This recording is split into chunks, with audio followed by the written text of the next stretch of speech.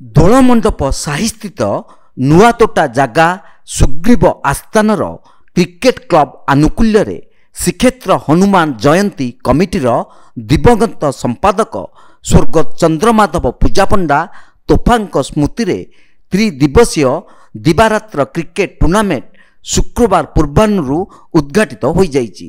ଅତିଥି ଭାବେ କୃଷ୍ଣଚନ୍ଦ୍ର ମହାପାତ୍ର, ସଭାପତି କୃଷ୍ଣଚନ୍ଦ୍ର ସାମନ୍ତରାୟ, ଦୃଷ୍ଟି ନ୍ୟୁଜ୍ ଚ୍ୟାନେଲର ପରିଚାଳକ ନିର୍ଦ୍ଦେଶକ ନାରାୟଣ ଦାସ, ସଦସ୍ୟ ବୃନ୍ଦାବନ ଛାଟୋଇ, ହାଇକୋର୍ଟର ଆଇନଜୀବୀ ସୁଚି ମ୍ୟାଡାମ, ହାଇକୋର୍ଟର ଆଇନଜୀବୀ ବିଶ୍ୱରଞ୍ଜନ ସାର୍, ଦୋଳମଣ୍ଡପ ସାହି ଆଖଡ଼ା ସମ୍ପାଦକ ଅନନ୍ତ ତିଆଡ଼ି, ଦୋଳମଣ୍ଡପ ସାହି ଆଖଡ଼ା ସଭାପତି ରାମଚନ୍ଦ୍ର ଦାସ ମହାପାତ୍ର ପ୍ରମୁଖ ଖେଳାଳିମାନଙ୍କ ସହ କରମର୍ଦ୍ଦନ କରି ଖେଳାଳିମାନଙ୍କୁ ଉତ୍ସାହିତ କରିଥିଲେ। ରବିବାର ସନ୍ଧ୍ୟାରେ ଟୁର୍ଣ୍ଣାମେଣ୍ଟ ଉଦ୍ଯାପିତ ହେବ।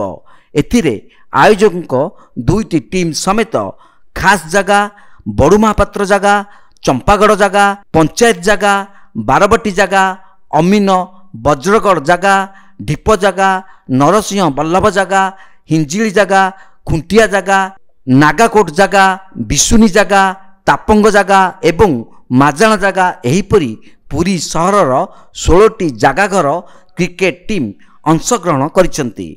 ଉଦ୍ଘାଟନୀ ଦିବସରେ 7ଟି ମ୍ୟାଚ୍ ଆରମ୍ଭ ହୋଇଯାଇଛି। ଆୟୋଜକ ନୂଆତୋଟା କ୍ରିକେଟ କ୍ଲବ ଓ ଜାଗାର କର୍ମକର୍ତ୍ତା ଓ ସଦସ୍ୟମାନେ ଟୁର୍ଣ୍ଣାମେଣ୍ଟକୁ ଶୃଙ୍ଖଳିତ ଭାବେ ପରିଚାଳନା କରିଥିଲେ। ଯାହା ପକ୍ଷରୁ ହେଉଥିଲା ଯେଉଁ ଉତ୍ତର 9 ବର୍ଷ ପାଳନ କରାଯାଏ ପ୍ରତିବର୍ଷ ସିଂହଦ୍ୱାର ସବୁ ଜାଣିଛନ୍ତି, ତାର ଯେ ସମ୍ପାଦକ ଚନ୍ଦ୍ରମାଧବ ପୂଜାପଣ୍ଡା ତାଙ୍କ ସବୁ ତୋଫାନ ଭାବେ ଜାଣନ୍ତି, ତାଙ୍କ ମହାପ୍ରାଣ ହେଇଛି। ତାଙ୍କରି ସ୍ମୃତିରେ ନୂଆତୋଟା କ୍ରିକେଟ କ୍ଲବ ପକ୍ଷରୁ ଟୁର୍ଣ୍ଣାମେଣ୍ଟ ଆୟୋଜନ କରାଯାଇଛି। ଏ ଟୁର୍ଣ୍ଣାମେଣ୍ଟରେ ପୁରୀ ସହରର ବିଭିନ୍ନ ଜାଗାର 16ଟି ଟିମ୍ ଭାଗ ନେଇଛନ୍ତି। ଯଦିଓ ଜାଗାର କ୍ରିକେଟ ଏକ ପାରମ୍ପରିକ ଖେଳ ନୁହେଁ, ସେ ବି ବର୍ତ୍ତମାନ ଯୁଗୋପଯୋଗୀ ଭାବରେ ସେମାନେ ସେଥିରେ ଯୋଗ ଦେବା ଏକ ଖୁସିର କଥା।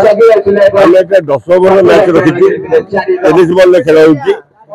ତେଣୁ 16ଟି ଟିମ୍ ଭିତରୁ ଆଜି 7ଟି ମ୍ୟାଚ୍ ହେଇଛି, କାଲି ହବ, ପରଦିନ ଫାଇନାଲ ହବ।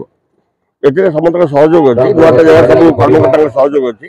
ବହୁତ ଖେଳ ପ୍ରେମୀ ମଧ୍ୟ ଏଠିକୁ ଦେଖିବାକୁ ଆସୁଛନ୍ତି। ତେଣୁ ଆମେ ଭାବୁଛୁ ଆସନ୍ତା ବର୍ଷ ମାନଙ୍କରେ ଏ ଯେଉଁ ଟୁର୍ଣ୍ଣାମେଣ୍ଟ ଆହୁରି ଭଲ ହେବ ବୋଲି ଆମେ ଆଶା କରୁଛୁ। କ୍ୟାମେରା ପର୍ସନ ରବି ଜେନାଙ୍କ ସହ ସୁଧାଂଶୁ କରଙ୍କ ରିପୋର୍ଟ, ତୀର୍ଥକ୍ଷେତ୍ର ଲାଇଭ୍।